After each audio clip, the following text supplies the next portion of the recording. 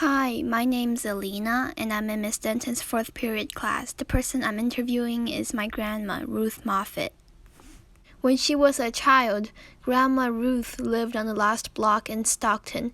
It gave off a countryside feeling, she said, because they didn't have sidewalks at the time. At the time, they were building Highway 99, so Ruth and her friends would go down there and go in their equipment and do all sorts of secret things.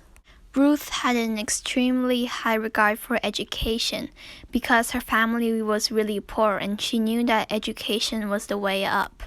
She told me she was fairly smart, mainly because everyone was scared of the teachers.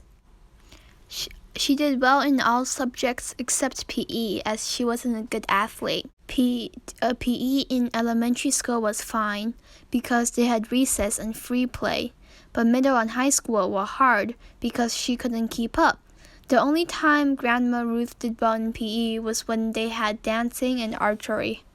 From when she was a very young child to college, Ruth had a best friend named Carolyn.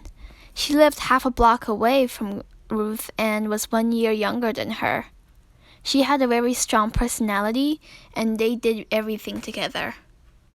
Parent-wise, Ruth was raised by her mom and grandma. Her parents were divorced, and that was odd at the time. She lived in a duplex, so her mom and her had their side, and her grandma lived on the other side. Her dad lived in Mississippi and remarried, and she didn't see him much, but she told me he seemed like a really nice person, but he didn't have a big influence on her. Grandma Ruth said her mom was the type of mom who would take her and Carolyn to go swimming when they wanted to, even though she only had 1 day off a week. She told me her mom was like a second mom to Carolyn, and Carolyn's mom was like a second mom to her.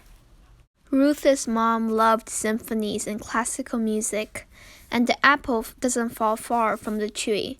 Grandma Ruth told me 2 of her sharpest and happiest memories had to do with music. Through middle and high school, she played violin.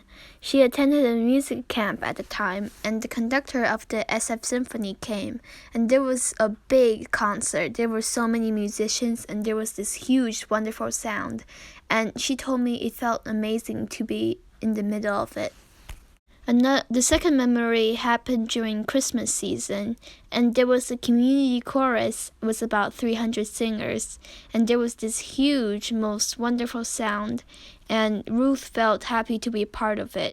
The most important lesson Ruth ever learned was that education was the way up.